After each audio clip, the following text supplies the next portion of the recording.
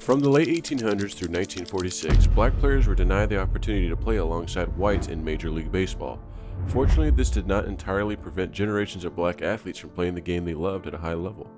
Several independent black teams made a name for themselves by touring the country, and after a few failed attempts to pull these teams together into an organized enterprise, a former pitcher turned manager and owner named Rube Foster successfully launched the Negro National League in 1920.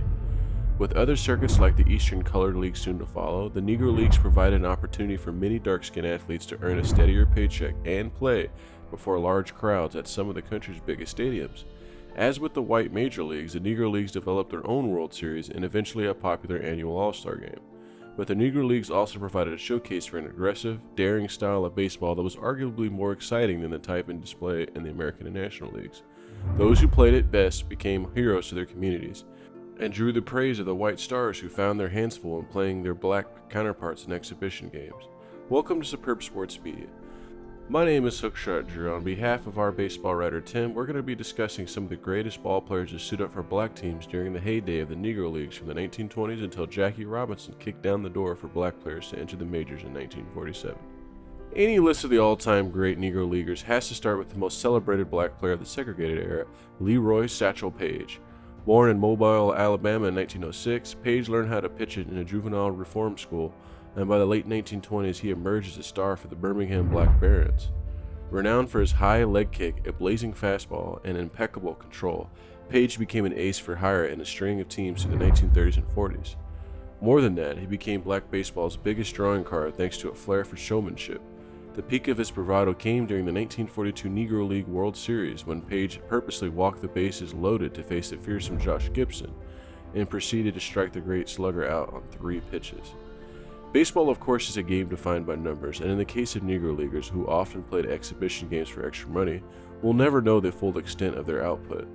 Officially, Paige is credited by the Seamheads database with 123 wins, 68 losses, and a 2.45 ERA over 294 games. Unofficially, Paige claimed to have racked up around 2,000 wins, 250 shutouts, and 50 no-hitters, although the man was certainly known for telling a tall tale or two. Paige's legacy was boosted by his late career stint in the majors after Jackie Robinson broke the color barrier. Debuting at the age of 42, he went 6-1 down the stretch for the Indians in 1948, helping Cleveland to its last World Series championship to date. 17 years later, the 59-year-old became the oldest big leader in history when he briefly returned to throw 3 shutout innings in a game. Fittingly, Paige was the first of the many great Negro League stars to earn induction into baseball's Hall of Fame in 1971. Elected to the Hall of Fame shortly after Paige, Josh Gibson is perhaps the one black ball player from that era with a lasting name recognition to match that of his friend and rival. But while Paige dazzled from the mound and entertained sports writers in equal measure, Gibson was a strong-armed catcher who did his talking with perhaps the most devastating bat the game has ever produced. Allegedly summoned from the stands to play in his first Negro League game in 1930, Gibson's career is marked by highlights that blur the divide between truth and legend. A powerful 220 pounds, he crushed some of the longest home runs ever witnessed, including one that supposedly flew clear out of Yankee Stadium. By some accounts, the backstop hit as many as 84 bombs in an extended season, and his Hall of Fame plaque suggests he reached nearly 800 dingers over a 17-year career. Even the confirmed numbers are so outrageous they almost defy belief. Baseball Reference says Gibson led the Negro National League in home runs 11 times, including 2 seasons in which he won the Triple Crown and another in which he batted .466. In other words, Gibson combined the ability to hit for power and average unlike anyone else in history. Seamheads list him with a lifetime batting average of .365, which is just shy of the dead ball record set by Ty Cobb, and a slugging percentage of .690, which matches the mark of the mighty Babe Ruth. Gibson passed away just before Jackie Robinson broke in with the Dodgers, and for a while the story was that he died of a broken heart over not getting the chance to play in the majors. In reality, Gibson battled a brain tumor over the final few years of his life, and he still managed to out-homer everyone while batting .400.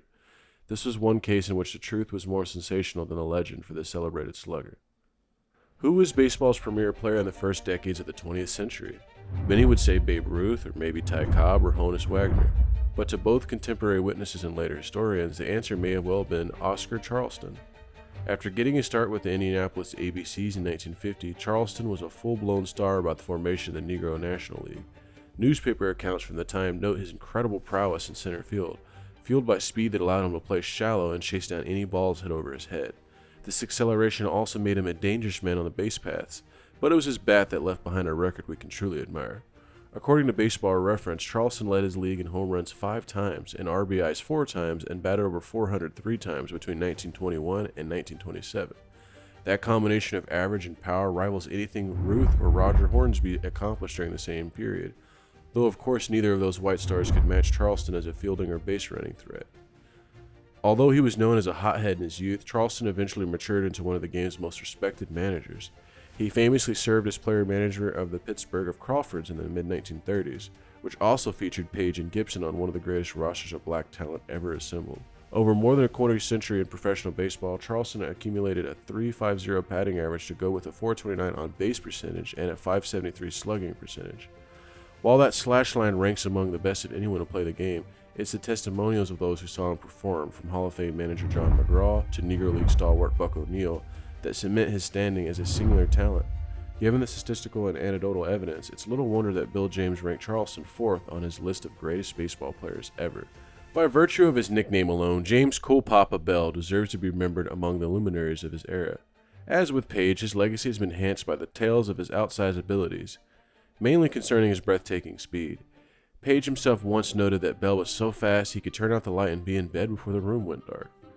Originally a pitcher, Bell earned his famous nickname for being a cool customer on the mound during big moments, but he moved to center field for the St. Louis Stars by the mid-1920s, and as you'd expect of a player with his wheels, he's an absolute nightmare for opposing teams on the base paths. Bell led the Negro League and National League 8 times in stolen bases and claimed to have swiped as many as 175 bags over an unofficial 200-game season. That speed also made Bell difficult to throw out once he put the ball in play. The most recent statistics showed he batted over .330 over a 23-year career, including an amazing .437 average during his Triple Crown winning 1940 season in the Mexican League. Additionally, Bell was renowned as one of the elite fielders of his time, with longtime owner Bill V comparing his abilities to those of Willie Mays and Joe DiMaggio. After retiring as a player at the dawn of the integrated era, Bell continued to make an impact by mentoring young speedsters such as Maury Willis and Lou Brock. And while his legendary speed dimmed in his later years, there was no slowing Cool Papa's slide into the Hall of Fame in 1974. Any top Negro League pitcher was bound to be compared to Satchel Paige, and in the case of Bullet Joe Rogan, the contrast shines a favorable light on the lesser-known contender. Some say Bullet Joe threw even harder than Paige and that he had a better curveball, but the biggest difference between the two? Paige was never much of a hitter, while Rogan was a two-way superstar who could mash from the middle of the lineup. With some sources listing his birthday as back as 1889, Rogan was already a seasoned pro by the time the Negro National League was off and running in 1920. And thanks to his effective no wind-up motion and an assortment of off-speed pitches to match his sizzling heater, he quickly emerged as one of the premier arms of organized black baseball. Rogan topped the league in wins twice, in complete games 3 times, and in shutouts twice during the decade, and along the way he led Kansas City Monarchs to victory in the first Negro League World Series in 1924. Altogether, the right-hander logged a 135-61 record for a lofty .689 winning percentage and a 2.62 ERA during his time on the mound. Primarily used in the outfield when he wasn't pitching, Rogan racked up a gaudy batting line as well. Although he didn't pack a huge amount of power into his 5'7" frame, Bullet Joe smacked the ball hard enough to deliver a .510 slugging percentage to go along with his impressive .335 batting average and .409 on-base percentage. Rogan was overlooked when the first round of Negro Leagues entered the Hall of Fame in the 1970s, and his day in Cooperstown didn't arrive until 1998. Nevertheless, he deserves to be remembered with the rest of this bunch as one of the greatest who never got the opportunity to show his stuff in the American or National League. Every once in a while, a big leaguer plays all 9 positions in a single game, and for the Andrew Romines and Scott Sheldons of the MLB world, such moments produce rare highlights from otherwise nondescript careers. Imagine then a player who not only thrived at every position, but performed as the league's best hitter while doing so. Martin Deigo initially gave little impression that he'd become baseball's versions of Superman. Born in Cuba in 1905, he broke into his country's professional ranks as a smooth-fielding and light-hitting 17-year-old. But his production served after his wiry frame thickened with maturity, and he went on to lead the Eastern Color League in home runs in both 1926 and 1927. After deploying his rifle arm all over the field for his Negro League teams, Deigo was called to pitch with greater frequency in the Mexican League. Despite being in his late 30s by the end of the 1942 season, he finished the year with a career-best 22 wins to go with a 2.45 ERA. He rounded out his contributions to the game as a manager, umpire, and broadcaster, celebrated by legions of Spanish-speaking fans as the Immortal or the Maestro. Perhaps more than any other star of the integrated era, Deigo's existing stats fail to paint a true picture of this dominance. Seamheads credits him with a .312 batting average and a .916 OPS as a batter, along with 101 wins and a 3.28 ERA as a pitcher. But those tallies leave out numbers for some of the best productive years of his career, including his legendary 1938 Mexican League season, in which he led the circuit with a 387 average and a .92 ERA. And yet, a player of such an all-around skill will inevitably leave a lasting impression on those who saw him at his best. Perhaps the greatest tribute came from fellow legend Buck Leonard, who said, "If he's not the greatest, I don't know who is. You take your Ruths, Cobbs, and DiMaggios, give me Deigo, and I'd bet I'd beat you almost every time." Appropriately for a man remembered for the ability to roam the diamond with ease, Deigo is revered as a legend across a wide range of countries in the Americas. He is the only person to earn induction to the Baseball Hall of Fame in Cuba, Mexico, Venezuela, the Dominican Republic, and the United States. These are just a few of the stars who populated the Negro Leagues between the First and Second World Wars. From Pop Lloyd to Judy Johnson to Smokey Joe Williams and Buck Leonard, there were many, many more players who almost certainly would have thrived in the white major leagues and likely would have altered some of the better known entries in the record books along the way. I hope you enjoyed this video. Please let me know what you think in the comments below, whether you enjoyed learning about a particular player or would like to see a follow-up video about some of the guys who missed the cut this time around. And don't forget to subscribe to our channel.